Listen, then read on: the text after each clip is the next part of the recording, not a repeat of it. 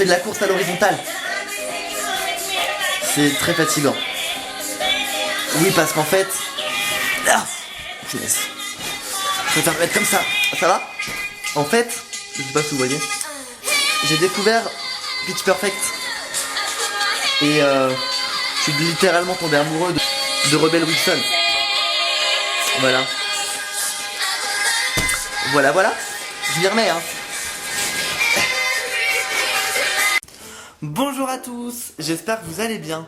On se retrouve aujourd'hui pour la deuxième partie de Musso. Hein, comme promis. Chose promise, chose due. Donc je vais aller rapidement, logiquement, puisque j'ai déjà quasiment tout dit lors de la précédente vidéo.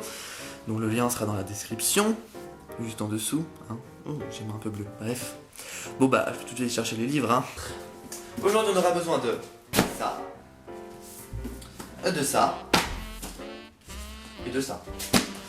Donc, comme vous l'aurez vu, 3 livres, comme la dernière fois, puisque j'en ai lu 6 et j'en ai fait 3 la première fois.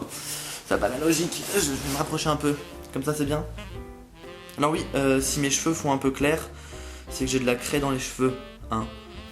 Et voilà. Il n'y a pas d'orage aujourd'hui, 3 livres. 2 gros, un petit. On va commencer par lequel? Bref. Alors, aujourd'hui, donc on a L'appel de l'ange, Central Park et Demain. 3 merveilleux livres que j'adore. On va se calmer 5 minutes et on va être sérieux. Voilà. L'appel de l'ange. Allez. Alors oui, cette fois il y a des photos, hein. Une petite photo là, une petite photo à l'intérieur, juste ici, et là. Que de photogénie en cet homme, hein. 3 photos, 3 livres, 3 photos différentes. L'appel de l'ange, j'étais en train de dire.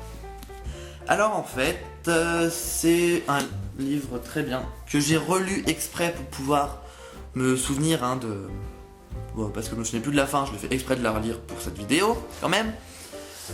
Alors, c'est 2 personnages qui s'appellent donc Jonathan l'empereur, qui est un Français qui vit en Amérique, qui vit aux États-Unis, qui vit à San Francisco. C'est un ancien chef cuisinier, meilleur cuisinier du monde, de la cuisine française aux États-Unis, et qui, après avoir un peu, il était déchu de son titre et tout, après que sa femme l'ait trompé, a décidé de tout vendre, enfin il est obligé de vendre toutes ses parts à cause de dettes. Il est parti s'installer à San Francisco. De l'autre côté, on a Madeleine, qui est une ancienne flic anglaise qui s'est reconvertie en fleuriste à Paris. Alors, ancienne flic parce que, en fait, elle était dans une enquête très compliquée. La disparition d'une jeune fille, en fait, qui devait avoir dans les 12 ans par là, je crois, qui s'appelait Alice, et cette fille a disparu. Sa mère, qui était une grosse junkie, enfin grosse, pas parce qu'elle était enrobée, hein, grosse parce que c'était, voilà, elle était à fond dans la drogue. Ouais, la drogue c'est mal, je tiens à le préciser. On a signalé la disparition qu'au bout de 8 jours. Or, on sait que dans les affaires de disparition, les 48 heures sont les plus importantes, hein. Merci, esprit criminel. Et donc, c'est une traque pour trouver des traces de la gamine, en fait. Et c'est au bout de plus de 3 mois d'enquête qu'il découvre que la police reçoit au commissariat, en fait, une boîte contenant le cœur d'Alice. Évidemment, c'est la douche froide pour tout le monde, et Madeleine essaye de se suicider. C'est pour ça qu'après elle est partie à Paris. Donc ça, c'est pour leur petite vie avant. Et un jour, ils sont tous les deux dans l'aéroport de JFK de New York, et ils se percutent et ils échangent leur portable. Donc, et chacun dans le portable de l'autre va découvrir les secrets de l'autre, et ils vont découvrir qu'ils sont plus liés que ce qu'ils pensaient. Évidemment, comme la dernière fois, je vous expliquerai toute la suite dans les premières parties de la vidéo. On va gâcher la surprise. Ensuite, je vais parler de Demain. Alors, c'est simplement aussi parce que alors, il y a 2 personnages aussi, comme à chaque fois. Je crois qu'il aime bien mettre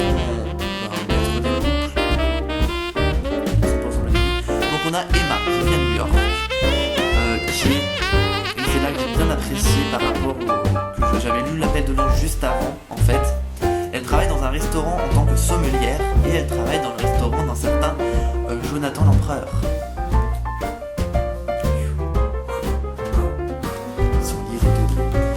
Et Matthew McConaughey, vraiment, mais c'est pas grave. Lui, c'est un américain aussi, en fait, ils sont tous américains, c'est un peu bête de dire ça, qui vit à Boston et qui est professeur à Harvard, la grande classe. Grand professeur.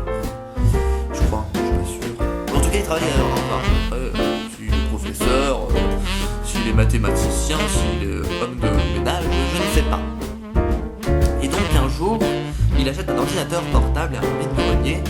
Et après ça, il parle avec une certaine Emma, justement, et il se donne rendez-vous à la table d'un restaurant au mois de décembre à New York.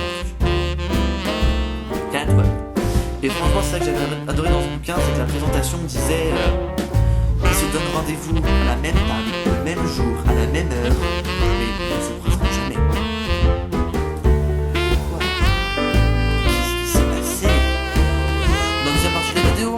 Oui, tout à fait. Et enfin, Central Park, lui, c'est vraiment celui que j'ai, mais alors kiffé, mais comme jamais. Je crois qu'en 3 jours, je l'avais torché. Alors, c'est encore un couple, hein, comme à chaque fois. Donc, cette fois, on a de nouveau une Alice. Donc, Alice qui est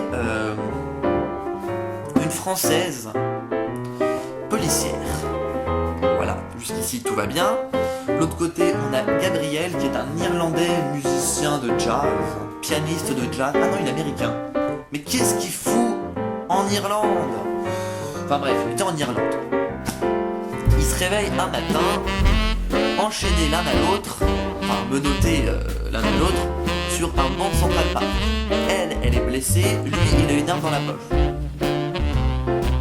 Qu'est-ce qui s'est passé la nuit d'avant, sachant que la veille, elle était à Paris et lui était à Dublin? Je sais, je crie. Oh, tu sais.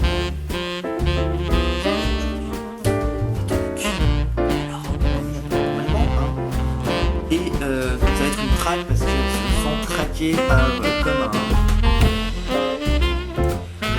par un ancien serial killer qu'elle devait traquer avant. Et ça va être une course patati patata. Donc, la deuxième partie. Alors que dire que à part que qui fait un très bouquin, lui en plus il y a une référence à Doctor Who, donc forcément je vais l'aimer. C'est vraiment mes 3 préférés parce que là c'est plus, j'ai envie de dire c'est plus psychologique en fait, parce que à part pour Central Park, c'est vraiment une quête vraiment policière et c'est vraiment ça que j'avais adoré. Moi j'aime bien les romans un peu psychologiques où on est dans la tête du personnage, mais c'est pas juste il a couru, il a tiré, il a arrêté le méchant. Non, c'est juste j'aime bien quand c'est psychologique. Alors que dire de plus que c'est toujours Musso. Là on sait tout de suite que ça se passe aux États-Unis avec Central Park, on sait que c'est New York. Lui c'est un peu partout et lui c'est aussi New York. Donc ceux qui connaissent la ville, il y a plein de références au quartier. Je vais vous lire une petite citation au début de chapitre. Oh, c'est beau. Alors pour tous ceux qui feront de la philo l'année prochaine, la vie a besoin d'illusions, c'est-à-dire de non-vérités tenues pour des vérités. Frédéric Nietzsche. Oui, ça peut être pas mal pour ceux qui font de la philo l'année prochaine. Central Park, une petite citation comme ça. Oh. Les monstres existent vraiment, les fantômes aussi. Ils vivent en nous et parfois ils gagnent. Stéphane King. En plus avec l'éclairage, Stéphane King. Bref, les citations, les lieux exacts, le suspense qui te tient jusqu'à la fin. Moi franchement, j'ai adoré, je vous les conseille, lisez-les. Il reste encore 1 mois de vacances, profitez-en, lisez, faites de la lecture. Voilà. Bon, je crois que j'ai fini, enfin la première partie. Donc comme la dernière fois, je vous dis que c'est fini. Il y a les au revoir habituels, pouce vers le haut, pouce vers le bas. Abonnez-vous, partagez la vidéo si vous avez aimé. Si vous n'avez pas aimé, vous le faites pas. Commentez, voilà. Pour ceux qui ne restent pas, je vous dis donc à la semaine prochaine pour une WWW.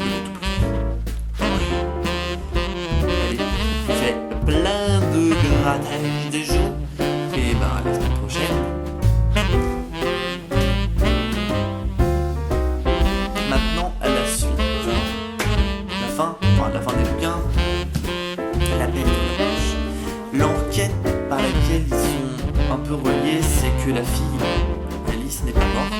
En fait, Madeline est amie avec un parrain de la pègre du coin, qui est en fait le père biologique d'Alice, et pour, en quelque sorte, lui, il allait, pour avoir une meilleure vie avec sa fille, il a demandé en fait au FBI une bonne identité, et comme elle était malade, on lui remplace son cœur, son cœur, et voilà, petit. Et en fait, Jonathan avait aidé la gamine, avait aidé Alice 6 mois après sa mort, et l'avait aidé, et c'est pour ça qu'il s'est retrouvé dans cette enquête. Finalement, chacun oublie sa petite vie d'avant, et ils se mettent ensemble à la fin. Tout c'est bien qui finit bien. Demain, ils ne se trouvent pas, tout simplement parce que Emma vit en 2012 et Matthew vit en 2013. L'ordinateur qu'il a acheté était l'ordinateur d'Emma qui, quand elle s'était suicidée, a été vendu par ses parents. Donc Emma est censée être morte. Pourtant ils parlent encore et en fait ils vont se parler donc avec 1 an d'écart pour empêcher le destin. La femme de Matthew qui était morte va en fait être tuée par Emma à la fin parce qu'elle voulait tuer son mari. C'était une Ukrainienne qui devait tuer son mari. Matthew va réussir à faire en sorte qu'Emma ne se suicide pas et ça se termine par ils se rejoignent au restaurant, tout est bien qui refinit bien et voilà. Moi j'ai envie de dire Central Park. En fait, après une quête, j'avais partout, j'avais tellement peur que je voyais le serial killer partout. Après, en fait, oui, je regarde là parce qu'il y a des bouquins qui sont là et j'aime bien regarder la couverture. Parce qu'il y a un pistolet. Et derrière il y a des menottes. Alors en fait, Alice est tout simplement atteinte d'un Alzheimer très précoce qui fait que quand elle est atteinte d'un gros stress ou quelque chose, elle oublie complètement tout avant, elle oublie des journées entières, si bien que en fait elle était dans un centre pour se soigner aux États-Unis et que la veille elle n'était pas du tout à Paris, elle était dans ce centre et suite à un événement elle s'est enfuie. Gabriel c'est en fait un médecin, en tout cas quelqu'un qui travaille dans le centre qui est parti la rechercher et c'est comme ça qu'à la fin en fait ils arrivent dans le centre pour Alzheimer. Et c'est vraiment un final renversant. Voilà.